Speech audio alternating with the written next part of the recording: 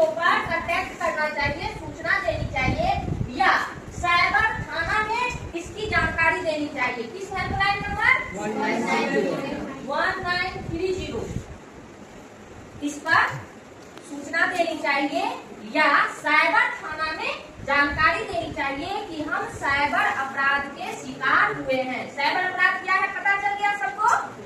Cyber अपराध वह अपराध है जो हम नेटवर्किंग के थ्रू भुगतते हैं।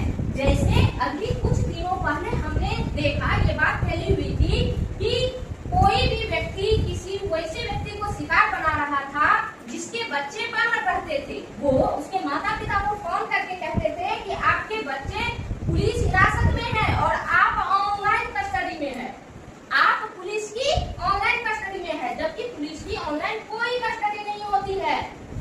और साइबर अपराध इतने घातक है, इतने शातिर है कि वो व्यक्तिगत पहचान मतलब जो किसी का आइडेंटिटी है, जैसे आप लोग को विद्यालय में आइडेंटिटी कार्ड पहचान पत्र मिलता है, उसी तरह पुलिस को या अन्य विभाग में जो कर्मी होते हैं उनको भी पहचान पत्र मिलता है। तो उनके पहचान पत्र, उनकी आइडेंटिटी को लेकर चुरा कर वो समाज में आपराधिक गतिविधि को अंजाम देते थे। वो इतने इस काम में माहिर थे कि जो साधारण व्यक्ति है वो ये समझ ही नहीं सकता था कि ये ओरिजिनल पुलिस नहीं है। तो वो अपने आप को पुलिस बताकर वीडियो कॉलिंग पर 2-2 दिन 24-24 घंटा ऐसे माता पिता को या बुजुर्ग को मोबाइल के सामने वीडियो कॉल करके रहने के लिए कहते थे और उसकी सारी सूचना उसके पास होती थी। न केवल उसकी बल्कि उनकी जो संतान है उनकी सूचना थी। जैसे हम लोग इंस्टाग्राम चलाते हैं या फेसबुक चलाते हैं ना, तो इस पर अपनी सूचना डालते हैं। बहुत लोग अपने पल पल की खबर इस पे अपडेट करते रहते हैं और बहुत सारी व्यक्तिगत सूचना भी दे देते हैं। या ट्विटर चलाते हैं जिसको बदलकर अब एक्स कर दिया गया है, जिसका नाम इस ट्विटर का नाम अब एक्स है। तो इस तरह का जो सोशल मीडिया साइट है इसके माध्यम से ऐसे अपराधी प्रवृत्ति के जो व्यक्ति होते हैं सारी सूचना इकट्ठा करके तब अपराध को, उससे अधिक बड़े अपराध को अंजाम देते हैं। और ये जो अपराधी होते हैं हमारे व्यक्तिगत सूचना को कई तरीके से मिसयूज करते हैं। अगर हमारे क्रेडिट कार्ड या डेबिट कार्ड का पासवर्ड इनके हाथ लग जाए तो ये क्या करते हैं, हमारे बैंक अकाउंट को खाली कर देते हैं। और अगर ना लगे तो इसी के माध्यम से ये जो ऑनलाइन डिजिटल अरेस्ट होता है, डिजिटल अरेस्ट के बहाने ये उन माता पिता से बैंक अकाउंट के या बाकी जो भी है सारा डिटेल हासिल कर लेते हैं डिजिटल अरेस्ट करके। एक समय में ये बहुत बड़े लोग इसमें फंस गए।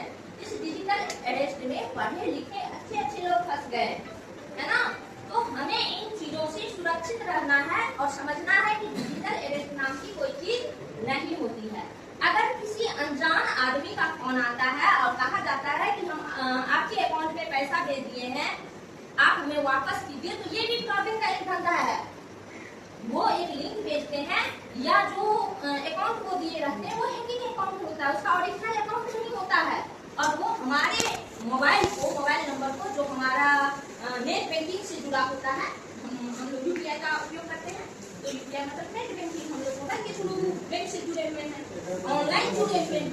तो वो हमारा पासवर्ड और हमारा मोबाइल नंबर सब कुछ चुरा लेते हैं और हमारे अकाउंट को खाली कर देते हैं, है ना। इसके अलावे हमारे पहचान का उपयोग करते हुए अन्य आपराधिक गतिविधि में शामिल हो सकते हैं। जैसे हमारे नाम से हमारे आधार, हमारे पैन कार्ड का उपयोग करके, हमारी पहचान का उपयोग करके वो सिम कार्ड खरीद सकते हैं, है ना। या पुलिस थाना में अपने नाम के बदले, अपनी पहचान के बदले हमारी पहचान दे सकते हैं। तो पुलिस किसको खोजेगी? जिसकी आइडेंटिटी उनके पास हो उसी को खोजेगी। किसी व्यक्ति को तो वैसे पुलिस नहीं पहचान सकती है ना, उसकी पहचान से ही ना, उसके कागजात से ही ना पहचानेगी। तो हमें हमारे कागजों को, हमारी पहचान को इस तरह से सार्वजनिक नहीं करना चाहिए। अगर हम कहीं अपने आधार कार्ड, पैन कार्ड या किसी अन्य आइडेंटिटी का प्रति देते हैं यानी फोटो कॉपी देते हैं, तो उसको क्रॉस करके और जिस उद्देश्य के लिए दे रहे हैं उस उद्देश्य को लिखकर वह प्रति देना चाहिए। किसी अनजान या ऐसे संस्था को वह प्रति नहीं देनी चाहिए, अपनी पहचान की प्रति जो संदिग्ध हो, जो सुरक्षित संस्थान है वहीं पर हम ये दे सकते हैं। उसी तरह से जो वेबसाइट है, जैसा कि बताया गया कि किसी भी वेबसाइट को टच नहीं करना चाहिए। क्यों? क्योंकि वेबसाइट में मालवेयर हो सकते हैं। मालवेयर मतलब अवशिष्ट जो हमारे फाइल को लॉक कर सकते हैं या फिर फाइल को बहुत सारी कॉपी कर सकते हैं। और फाइल को कॉपी करने पर फिर क्या होता है, हमारे सब बताएं कंप्यूटर के सर क्या बताएं कि हमारे पास छोटा सा जगह है, उसमें एक एक कॉपी करके भर जाएगा तो पूरा भर जाएगा।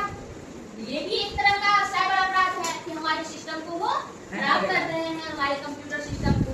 हमारे बहुत जरूरी जो फाइल है, अगर हम किसी ऑफिस में काम कर रहे हैं तो हमारे जरूरी फाइल को वो ऐसे में हैक कर सकते हैं। हैक मतलब वो हमारे वेबसाइट में घुसकर हमारे वेबसाइट को साझा करके सारी सूचना हमसे बिना हमारी अनुमति के इकट्ठा कर लेते हैं। और किसी की सूचना बिना उसकी अनुमति की उपयोग में लाना, इकट्ठा करना, ये एक अपराध है ना।